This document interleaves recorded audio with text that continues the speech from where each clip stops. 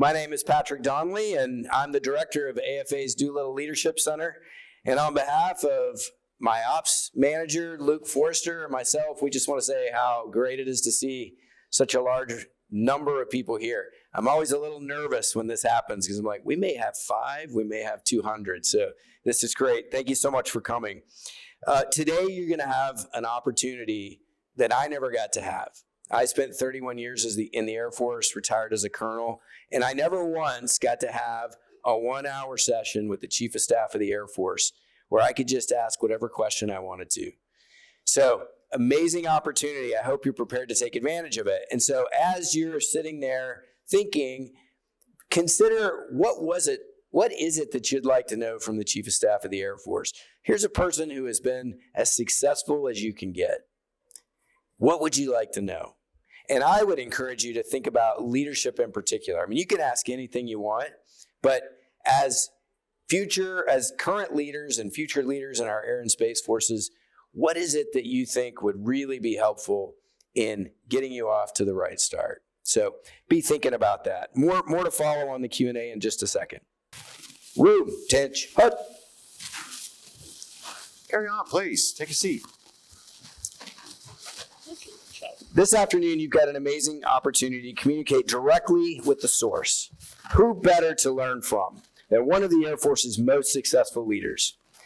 Chief of Staff of the Air Force number 23, General David Allvin. General Allvin commands nearly 690,000 active duty Guard and Reserve airmen and serves as a member of the Joint Chiefs of Staff, providing advice to the Secretary of Defense, National Security Council, and President of the United States. General Allvin has 4,600 plus hours in over 30 aircraft, including 100 combat hours and over 900 flight test hours. In addition to his skill inside a cockpit, he served in a variety of demanding command and staff assignments. He's also been a distinguished graduate of every Air Force PME program he's attended. He is the right combination of brains and skill, and he's the perfect person to talk with you today. So with no further ado, General Allvin, I turn it over to you. Thanks very much.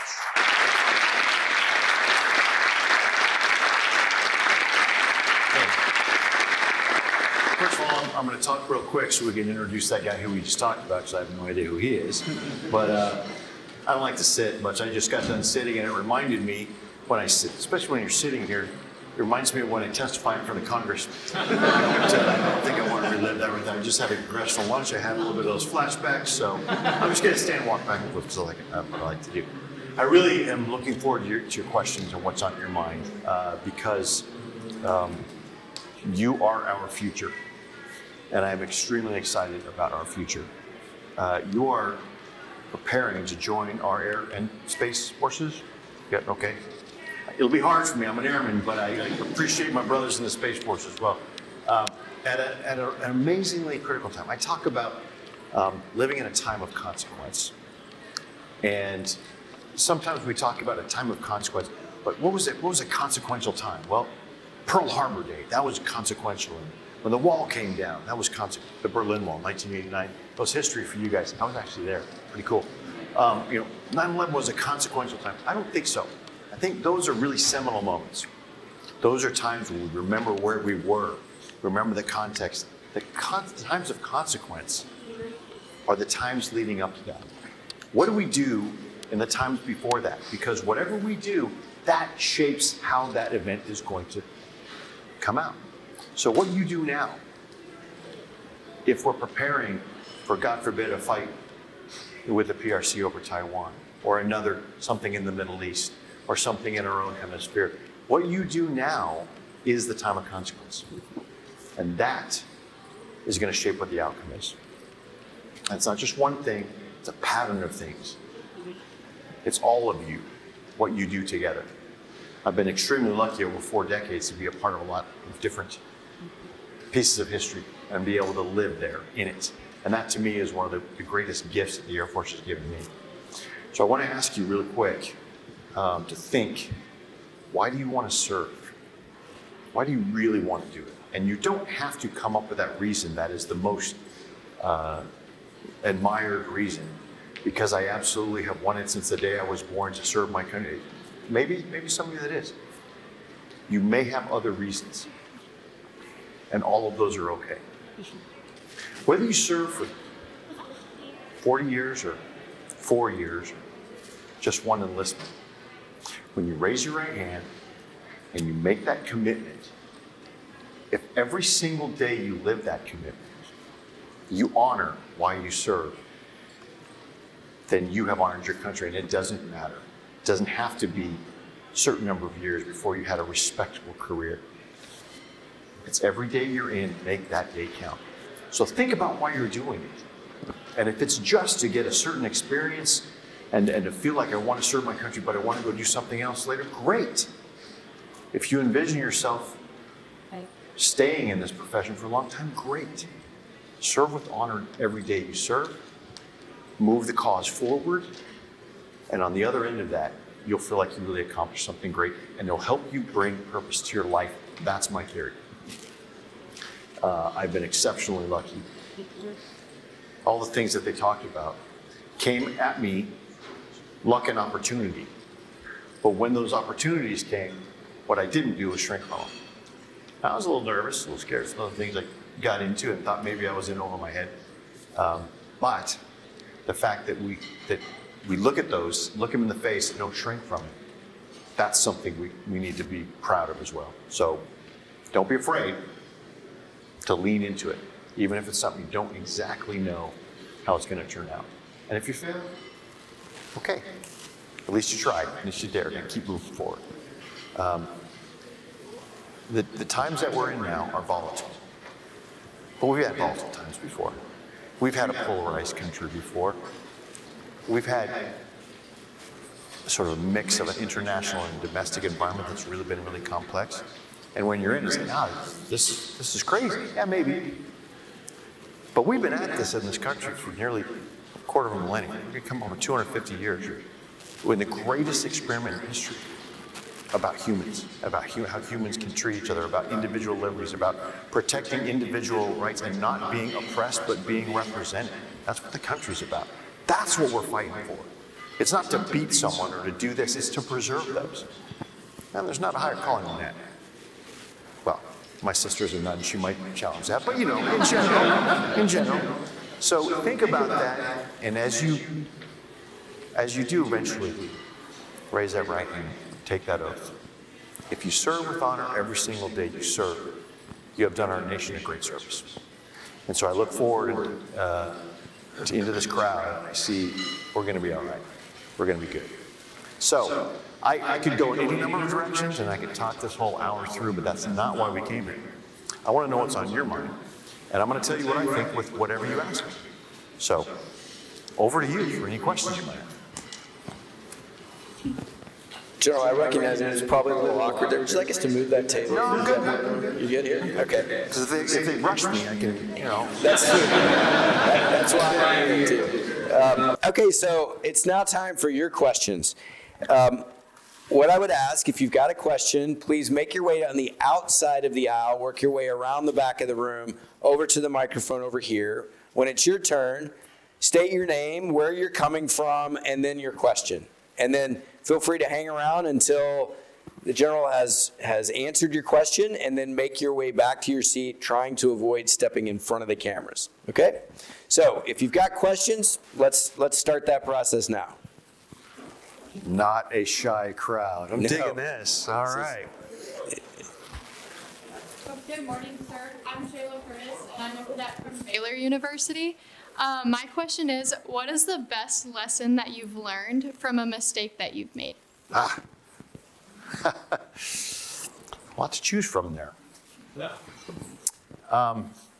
Okay, here's one. This one may take a little time to dissect. One of the best lessons that I've learned about a mistake that I made would be to always remember to think about the value of loyalty to the institution versus loyalty to an individual.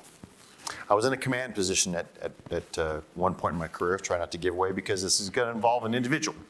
And all those individuals deserve to have some of their confidentiality preserved. But It was a subordinate commander or a potential subordinate commander that I had 100% faith and confidence in. It was a non-traditional individual that I was putting all my energy behind. I backed this person.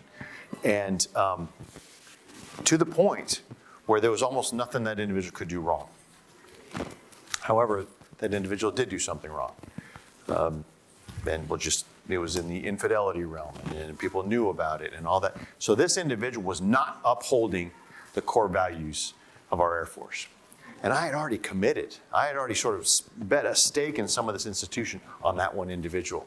And I found that you have to have some in reserve before you go all in on the individual, because it made it that much more painful.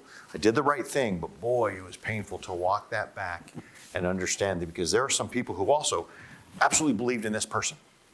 But we're all human, we all have frailties, we all make mistakes. And when you go through your career and you stake everything on the individual rather than the team, it can come back to bite you. So I think that was a mistake I think about a lot. And I think since then, I've tried to keep a very good balance with sort of honoring each individual, but understanding we work for the institution, and breaking the institution is much more deleterious than just maybe setting aside an individual. So that's that. Good question. Thank you. Thank you, sir. Oh, and by the way, another rule that wasn't mentioned: no ChatGPT questions. Okay, I've seen this before, so I've had all calls before where people would go, "Hey, General, blah blah blah." So I feel like, okay, I can take out my phone and give you a ChatGPT answer. We'll just talk to each other, so just no ChatGPT questions. Yeah, good. Good afternoon, sir. I'm Cadet Fernando from UC Berkeley. My question is, what was a moment you displayed moral or ethical courage, and how did it inform your outlook on leadership afterwards?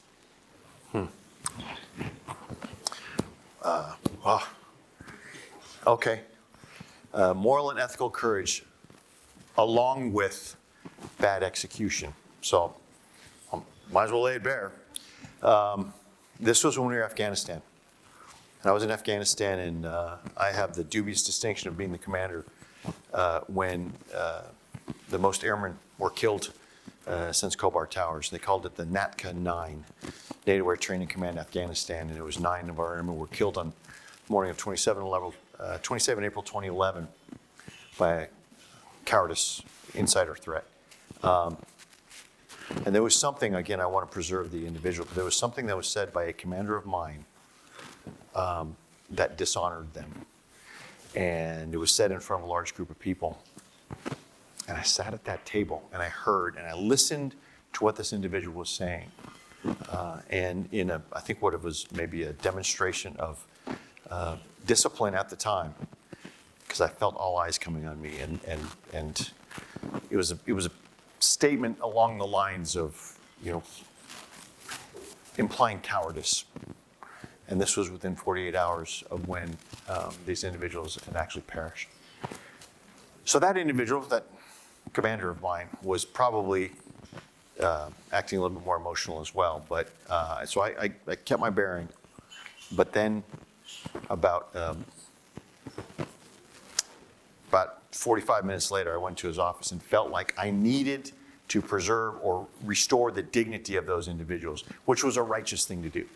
I still feel that to this day, that we needed to right that wrong, that I needed to speak for the dead who couldn't speak for themselves and say, this is unacceptable. This is not how you honor service. So I did that. So that's on the good side. Bad side, I wasn't very professional about it. I wasn't. And I'm ashamed of that. So we're imperfect. Sometimes when we are looking at our morals and ethics, there is great value in taking the right actions in order to keep those intact, but we always have to look at the manner in which we execute it so we can exit that situation feeling totally good. And I didn't, because I wasn't portraying those values of respect to a senior officer regardless of what had happened. So those things happen. Thanks. Thank you, sir. Good afternoon, sir. Cadet Clarkson, Brigham Young University. My question is about the warfighter mindset. Recently, there's been an increased emphasis on this. And at my detachment, I'm over a group of about 15 freshmen. we're trying to figure out where's the right balance between being very kind and mentoring and nurturing versus being really tough and quick to correct and maybe a little bit on the harsh, tough love side. How do we become, what's the right officer? Who's the ideal officer there? That's a great question. It really is. And a lot of those terms you use don't have to be on one side or the other. You can have mentorship with on-the-spot corrections. You can also be kind and not be cuddly. So there is a balance here. And I think, let's talk about this thing called warrior ethos. I don't think our Air Force is absent warrior ethos. I think what Secretary Hegseth has done since he's come in is sort of bring that term back to the fore. But I think we have warrior ethos, but it's reminding ourselves that we're here for a mission, and that mission could involve breaking things and killing people. And that's that we need to have that mindset that is what is ultimately maybe expected of us. But the warrior ethos is also about, warfare is a team sport. This is an individual. You cannot do this unless you can count on the individual to your left and your right to do the right thing, and they count on you. So it's the manner in which you do that harsh training or on-the-spot correction or looks like a little bit tougher. You can get tough, give tough leadership and still show empathy and still show that you care about them. So it is a balance. There is no one-size-fits-all, and the fact that you are struggling with that tells me exactly where we need to be. Because if it was an easy answer, we just put it in a checklist and tell you to go do it. It is a constant balance. So the question you ask yourself as you're trying to put this right blend of leadership style together, and you get feedback, you have to ask yourself, are they getting better? Are they getting better in spite of me or because of me? Are they getting better because of the on-the-spot correction? Shakes them up a little bit, because sometimes you have to shake them up a little bit just to let them know, to imprint it in your mind. Because sometimes the things that stick with us are the things that are more impactful to us. And if you have to, raise your voice or, let them know in a less cuddly way, that's okay. But it's do it just to show you're the boss. Just to show you should be able to demonstrate your leadership and that you're in charge without having to remind them by demeaning them. So there's not an easy answer, but all those terms that you use are all part of leadership. That balance you should look for in the feedback of those that you're leading. Fight for that feedback. And sometimes it's not a feedback in a one-on-one. Look for it in how they perform, in their morale, and how you see the teamwork building or breaking down. This is your time to learn and train. Excellent question. Thank you. Thank you, sir. Good afternoon, sir. Cadet Gregory, Mississippi State University. My question for you is, where do you see the role of future pilots in manned aerial systems with the future emergence of AI and autonomy? Love this question. The future is going to be different. We need to be bracing for it. However, when people try and put something in a 1 or a 0, well, it's all going to be drones. We're going to take the human out of the cockpit. It's all going to be drones. It's all going to be total AI. We're not ready for that. And let me give you 3 reasons why we're not ready for that. First of all is the technological reason. We don't necessarily have everything baked in and the operational concept to put that together and say without a human in the loop that we can execute that. Second, even if we had it technologically, we do not have the architecture, because if it's not humans making the decision, who's making the decision in this? Well, it's the algorithms that are developed and passed along a network, an infrastructure, a data infrastructure that needs to be resilient enough to be able to make up for what you have when you don't have a human thinking on the fly. So that has to be, that's expensive to build a network that would allow this non-human inhabited airborne platforms to be able to fight. Those 2 are huge obstacles, but here is the obstacle that I love the best. We have to be careful as we move from humans fighting to machines fighting. Warfare is awful. It's violent. It's tragic.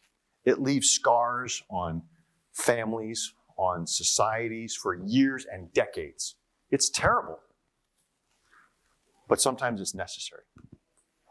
So we want to ensure that before we do that, the potential scars or the actual scars we're seeing will make us think twice before we use that as our way of trying to coerce, influence, whatever, people who have interests counter to ours. We need to be very careful that we don't make it too easy. Because if we make it too easy, how we can do that without having those scars or those long, sort of festering wounds that impact a society. If it becomes too easy, then it maybe becomes a first choice.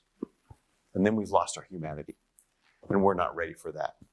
Taking the humans out of warfare is a dangerous, dangerous thing.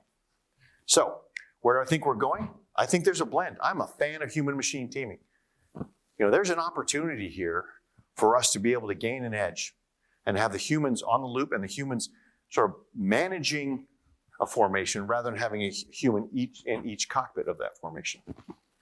Being able to understand the things that the human needs to be able to guide and direct and quarterback. I think that's there.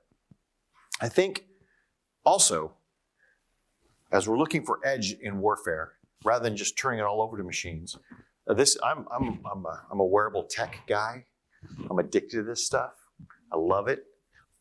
And there's opportunities here for technology to improve our performance. There are things that I'm reading on my ring and on my watch that are available that can tell me when I'm fatigued before I get that I'm fatigued, that understand when I'm task saturated before I know it. So there's a way where the machine can actually help you be at your best performance and not be overdoing or underdoing. I think it's exciting. And there was a person senior to me in the last couple of years that said, hey, all the pilots are going to hate this. They're going to hate this and they're going to fight you on it. And well, maybe some of the old crusty pilots, yeah. But y'all are from a culture of gaming and it's competitive. You still want to be the best at whatever you do. And if that means in a gaming-like situation, you are operating your own cockpit and you're managing X amount of these collaborative combat aircraft, and you're better than him or her, and you're winning, that competitive spirit still comes true. So I think there's a great opportunity for better integration, for better human-machine teaming, but I don't see it tipping over to be a 1 or a 0 for all those reasons. Thank you, sir. Good afternoon, sir. Cadet Singh from UC Berkeley. I was wondering, so we hear a lot from our cadre about how we're gearing now looking towards near-peer conflict, and with the emergence of new technologies and warfighting, sometimes their past experiences don't always line up with the kind of environment that we're preparing to enter. So I was wondering what advice you have for us as rising officers and how we can prepare for this new era. I might like that question better than the last one. That's an awesome question. This is the challenge of our time, and you are the ones to meet that challenge. Sometimes we can't get out of our own way. I'm an old guy. I just turned 62. Yeah, you guys are, what? But I try and keep agile of mind. And that's what I mentioned in my speech this morning. We have to be careful. We have known a certain way of doing things for 30, 40 years since the end of the Cold War. And you know what? It's produced success, which makes us more likely to feel like, well, we should keep doing it.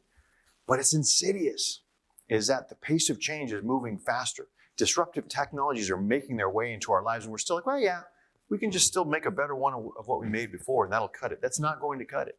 So it is up to you to help lead up as well, because it is hard to change and have faith in something you don't have experience in, which is why we're trying in these exercises to show the way we did it before is not going to work, and there are new opportunities.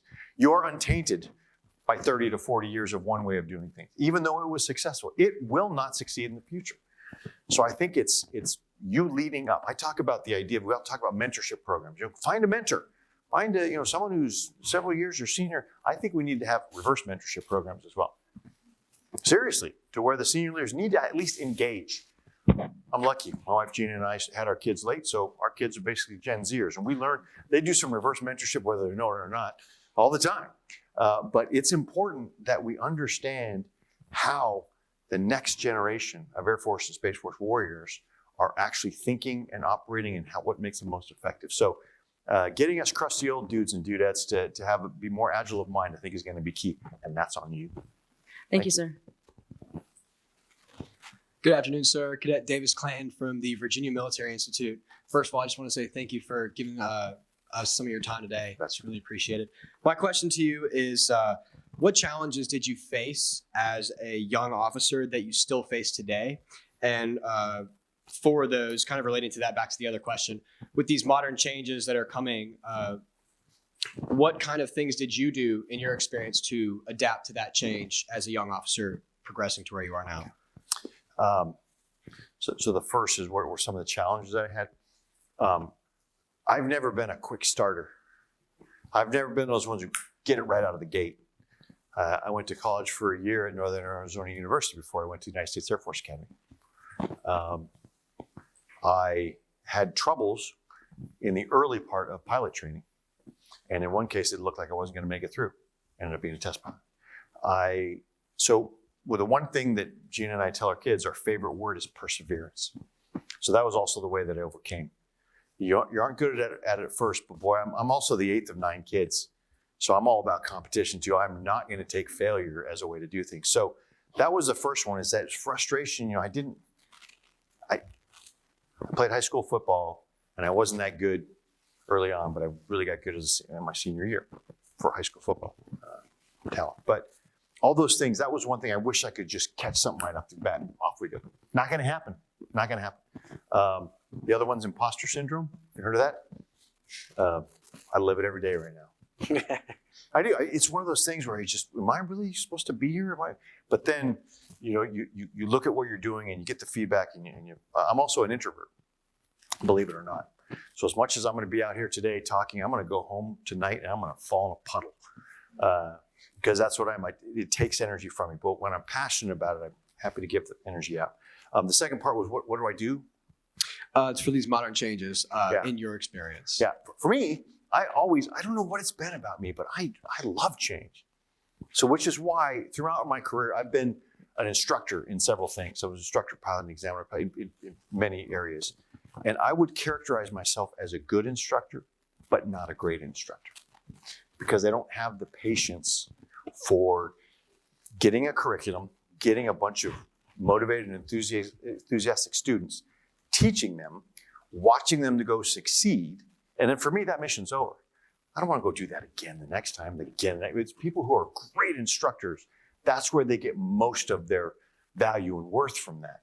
It never clicked with me. I want to get on to the next thing. I got it. I know how to teach people stuff. Let's go on and do something else. And so for me, disruptive change or looking at things new in different ways, that's right in my wheelhouse.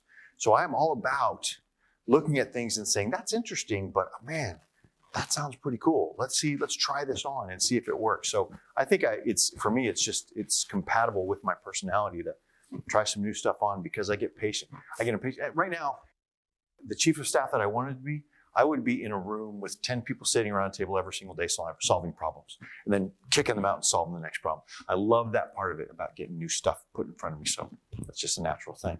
Thanks. Thank you for your time, sir. Good afternoon, General Allvin. My name is Cadet Cooney, and I have a question for you. What's the most important mindset or idea that cadets and future lieutenants should have regarding the new kind of warfare that we're going to be facing in the future? Mental toughness. Because we're gonna get it about with the physical, physical toughness. We're gonna get after that. But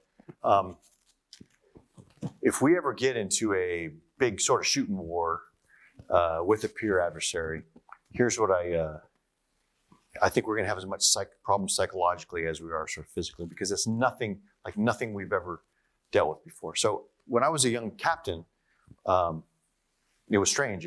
I was fortunate enough to be in the right headspace the day after, and this was 30 November 1992. There are certain things, like I said, the seminal moments you remember. 30 November 1992, 2 C-141s mid-air collision over Montana, and we lost 13 airmen, and 11 of them were in my squadron, 6 of them were decent friends of mine. But in that moment, it was, I saw my squadron sort of falling apart around me. I was just a young captain, and I thought, maybe this is a time where I had to be doing something different. And I found the mental toughness, and I was able to pull some of my fellow airmen up by their bootstraps. They put me in charge, maybe the chief pilot, to bring us back together.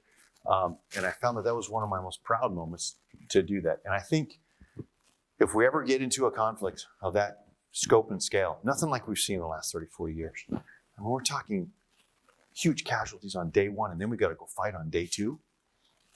That mental toughness, because if we don't have that, we will be in paralysis, we will be in shock, and the fight will be over before we recover. So I think mental toughness is what I'd say. Thank you, sir. You bet. Good afternoon, General Allvin. Hi. I'm Cadet Fury from the University of Alabama. And so in your speech from earlier, one of the big things you were hitting on was innovation. So in what ways do you see Air Force ROTC as a whole and attachments following through with your plans for innovation? And how does that trickle down to us, or most people in here who are going to be soon to be signal lieutenants?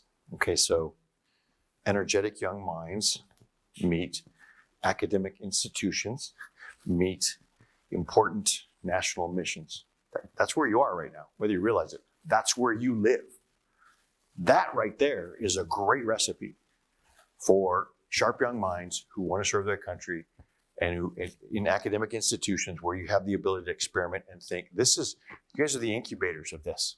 And so I think the ability, the one thing where you may be the most short is the fulsome understanding of the Air Force mission. But you're on the path, in Space Force mission as well. You're on the path.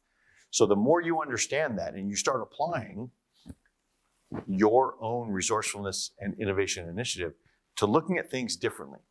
Always look at things differently. Always challenge assumptions. Why are we doing it this way? Now, that's something that I will tell you, when I'm 10, 15 years ago, that was maybe frowned upon a little bit. Hey, listen, you do it because I told you to. So let's do a little forensics on that. Why is that acceptable? It's not to y'all, right? He said, wait a minute, no, everybody should know why.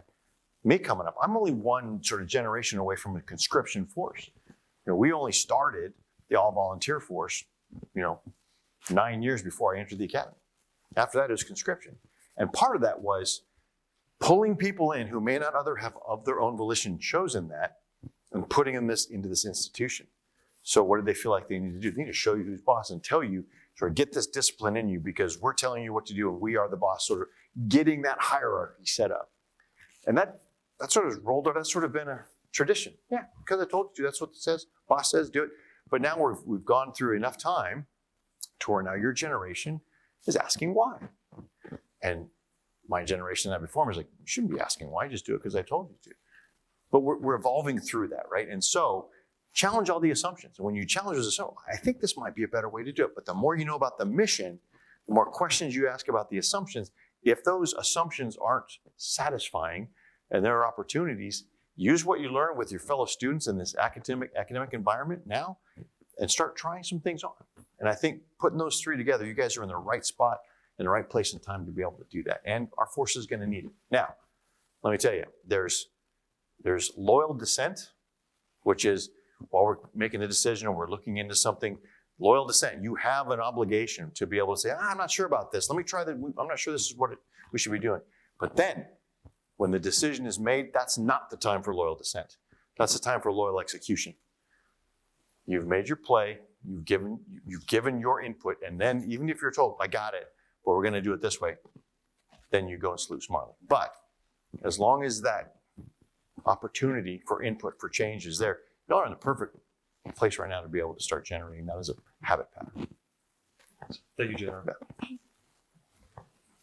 Good afternoon, sir. Samantha Kyong, University of Texas, San Antonio. Going back to the Warriors ethos, how would you personally say it's evolved throughout your career? And what are some ways that we can implement it or teach it to like people that we're leading or going to be leading soon?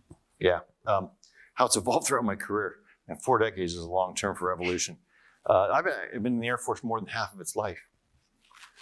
Right? So, but again, what I was just really mentioning that the warrior ethos was beaten into us. And that was, it was so harsh. We didn't question it, but when I look back at it, I'm like, probably not the best way. There were behaviors that were unacceptable now. They were unacceptable then, but it wasn't identified as such.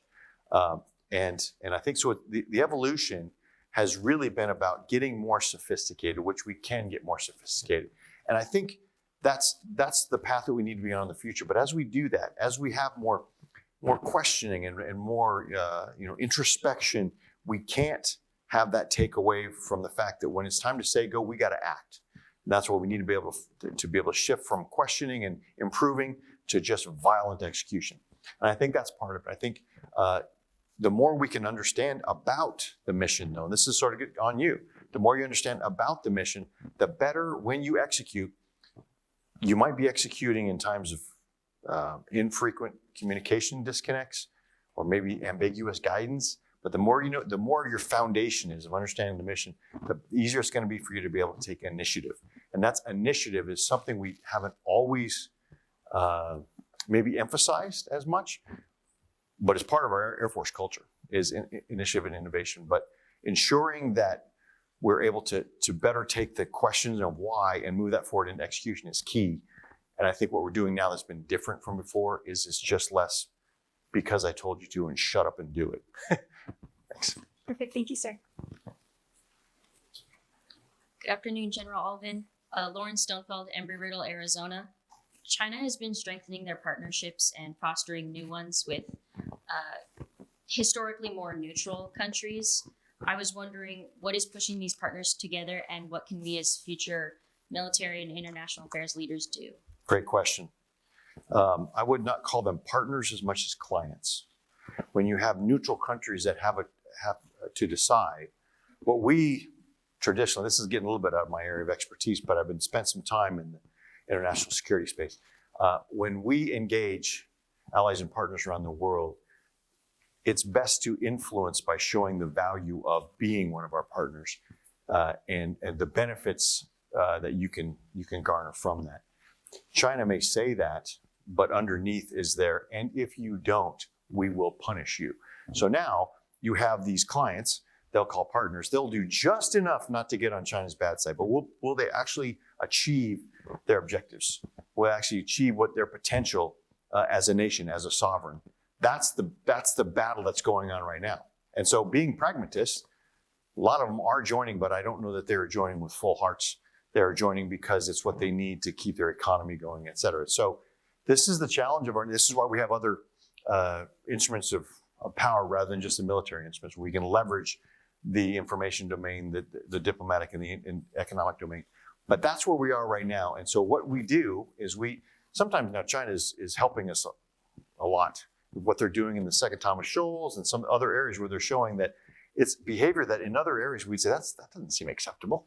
And so they are showing their cards. And so our job is to ensure that we approach those nations and say, so you got that, and here's what you're getting out of that. But here's what you have if you work with us. And we don't push them into a corner. I think that's one thing that it's a challenge for our senior diplomats is to ensure that we don't push the nations into a binary choice. Because when confronted right now with either punishment or value later, I might do something to avoid punishment right now. So it's a tricky thing that we have to do, but I wouldn't call them allies and partners as much as clients. Good afternoon, General Allvin. Howdy. My name is Kwame Tuanene from the Virginia Military Institute. And my question is, what virtue or personality trait do you believe is the most important in becoming a great leader? Somebody asked me this, maybe it was last year, maybe it was a couple years ago, and I spouted out this word and I'm like, didn't even think about it, but that's right. Of all the things, I mean, it's being put in front of you every day, right? Okay, you need to have character, you need to be someone of integrity, you need to be someone who's all those sort of things. But here's what jumped out at me, and I think I stand by it. It's empathy. Empathy is not sympathy.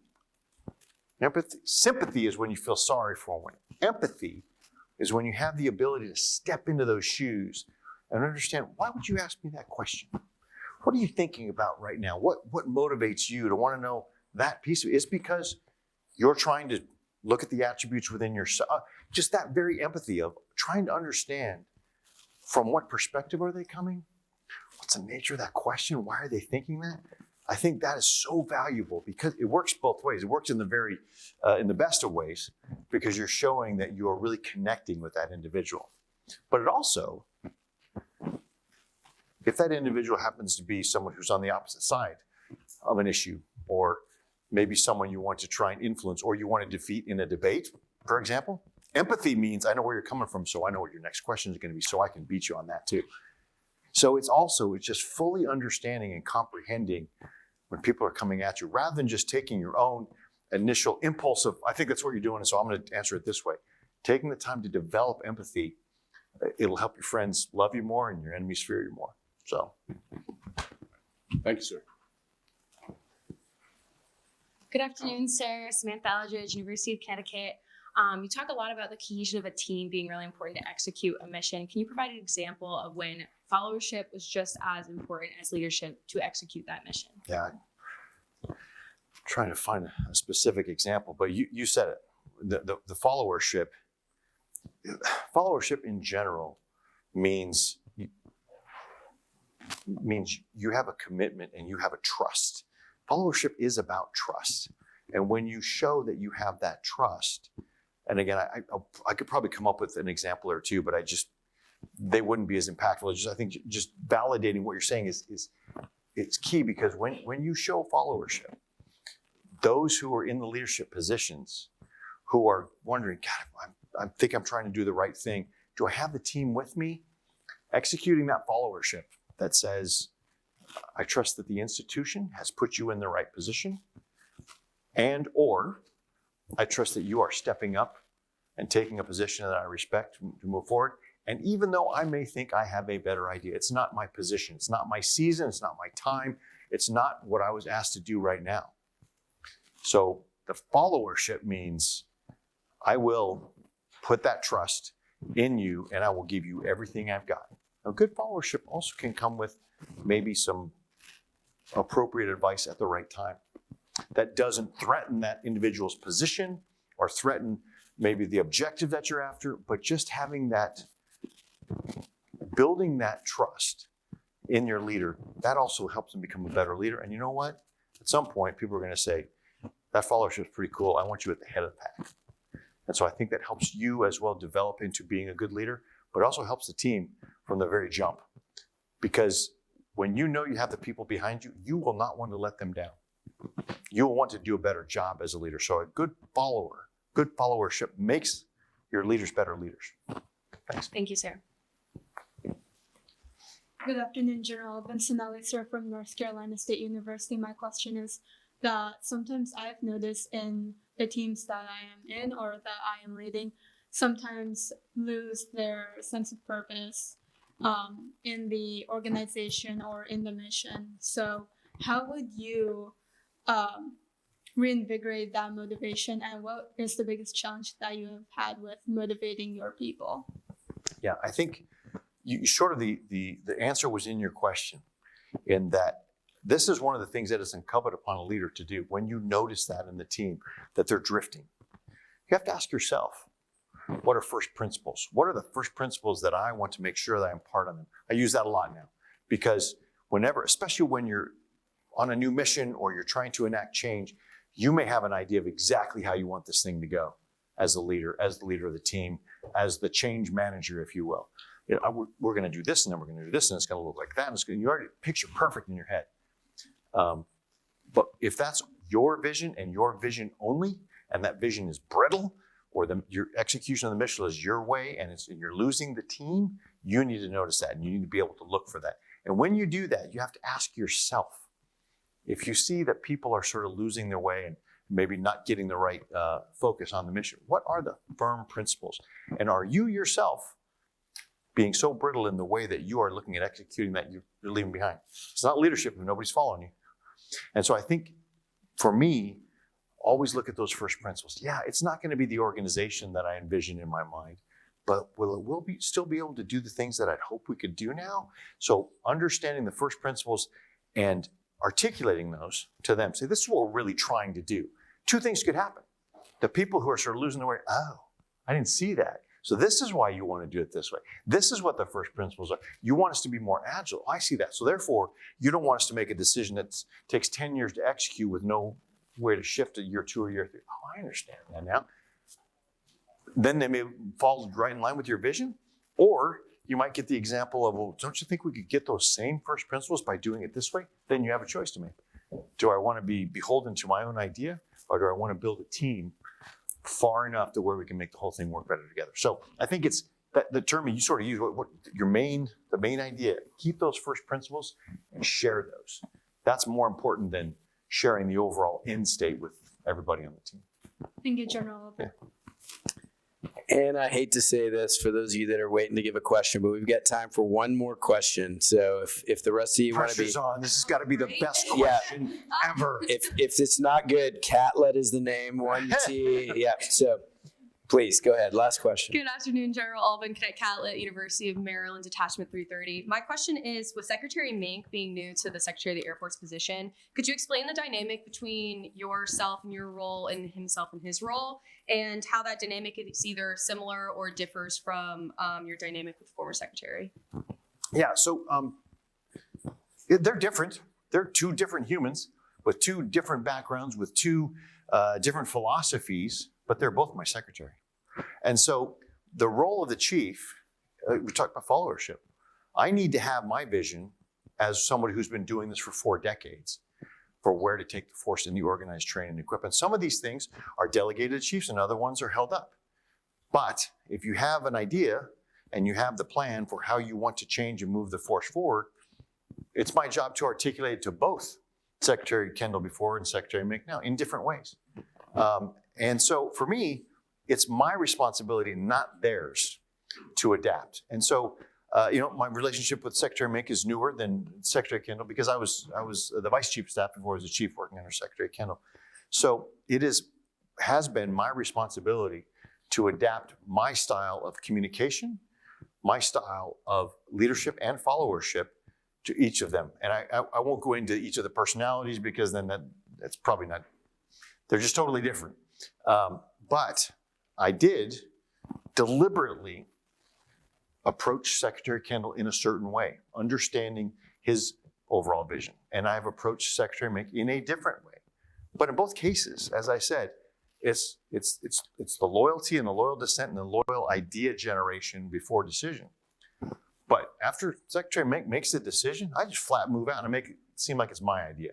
In that way, it's very much the same. So different dynamic for different backgrounds, but we need to be the ones who make our secretaries successful. And we need to provide our experience and whatever wisdom we've gained over 4 decades and make sure it's in line with what the secretary, who are the representatives of the elected leadership, who are the ultimate arbiters in this country, which is the people that we serve. And if we stay on that and not think about me, I didn't like that I like this better. Who cares about me? I'm supposed to be taking whatever I've learned and help them be successful for the nation. Thank you. Thank you.